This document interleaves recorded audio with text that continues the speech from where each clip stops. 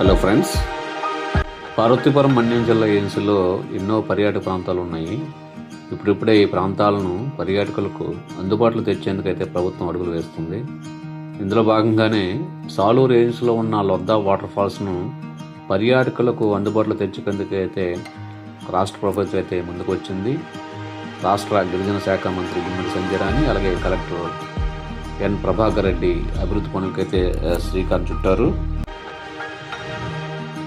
ప్రస్తుతం లొద్దా వాటర్ ఫాల్స్కి వెళ్లేందుకైతే 6 కోట్ల రూపాయలతో రోడ్డు నిర్మాణ పనులు అయితే చేపట్టారు. అయితే ఈ రోడ్డు కేవలం లొద్దా అనే గిరిజన గ్రామం వరకు మాత్రమే నిర్మాణం చేస్తారు. అక్కడి నుంచి మరో 2 కిలోమీటర్ల దూరం అయితే ట్రెక్కింగ్ ద్వారా మాత్రమే లొద్దా వాటర్ ఫాల్స్కి అయితే చేరుకోవాల్సి ఉంటుంది.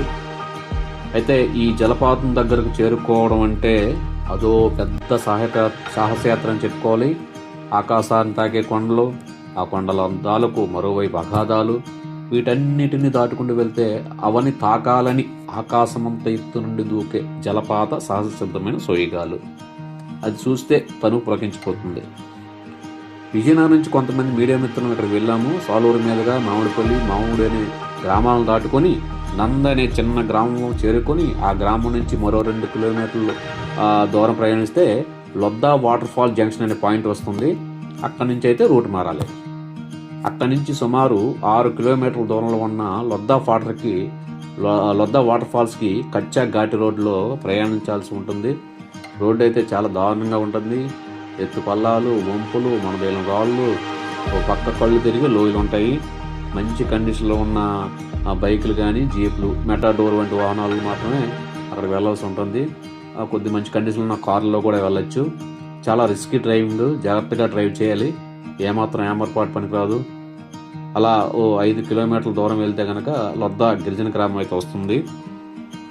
అక్కడితో ఇక వాహనాలు అయితే వదలాల్సిందే. ఇంకా వాహనాలు అయితే ముందు పోవు. అక్కడ మహాలొద్దా వాటర్ ఫాల్స్ వెల్కమ్ ఆర్చ్ అయితే కనిపిస్తుంది.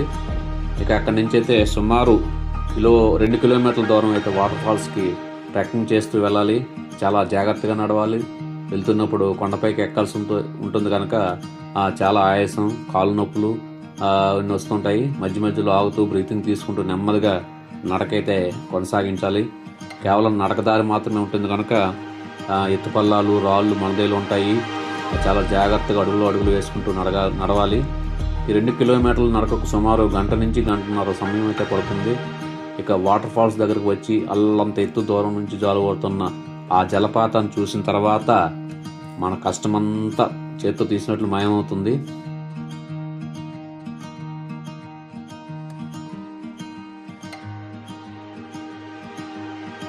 ఇక రిటర్న్ వచ్చేటప్పుడు మాత్రం అంత అలసట ఉండదు, కానీ చాలా జాగ్రత్తగా అడుగు వేసుకుంటూ రావాలి. లేకుంటే జారి పడిపోతాము. ఈ 2 కిలోమీటర్ ట్రెక్కింగ్ ఎంత కష్టంగా ఉంటుందో ఆ తర్వాత మధురానుభూతులు కూడా చాలా కాలం వరకు అయితే మనల్ని వెంటాడుతుంటాయి. ఎందుకంటే ఆ వాటర్ ఫాల్స్ని చూసిన తర్వాత వెనక్కి రావాలనిపించదు. ఎక్కువసేపు అక్కడే గడపాలనిపిస్తుంటుంది. అంత బాగుంటుంది అక్కడ. అయితే అక్కడ వాటర్ ఫాల్స్ దిగేటప్పుడు చాలా జాగ్రత్తగా ఉండాలి. చాలా పెద్ద పెద్ద బండరాళ్ళు ఉంటాయి. బండరాళ్ళు పూర్తిగా జారుతుంటాయి. ఏమరపాటుగా అక్కడ అడుగు వేసినా సరే కిందకి జారిపోతాం. చాలా జాగ్రత్తగా ఉండాలి. చిన్నపిల్లలు, వృద్ధులను ఎట్టి పరిస్థితుల్లో కూడా అక్కడ తీసుకెళ్ళకండి. యువకులు కూడా చాలా జాగ్రత్తగా ఉండాలి. ఏమాత్రం అజాగ్రత్తగా ఉన్నా సరే చాలా ప్రమాదం ఉంటుంది.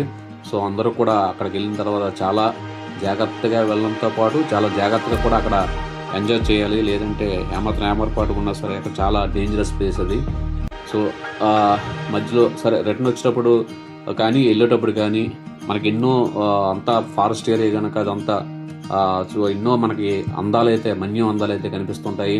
ఎత్తైన కొండలు, వివిధ రకాల మొక్క జాతులు, చెట్లు, అఘాతాలు, కొండల మధ్య నుంచి అక్కడక్కడ కనిపించే చిన్న చిన్న గిరిజన తండాలు, ఆ తండాలకు వెళ్ళే చిన్న బాటలు, గిరిజనులు అటు ఇటు వెళ్తున్న గిరిజనులు, ఇటు చూసిన సరే మనసును కదిలించే ఎన్నో అందులైతే మనకి ఆహ్లాదకరమైతే దృశ్యాలు అయితే మనకి కనువిందు చేస్తుంటాయి.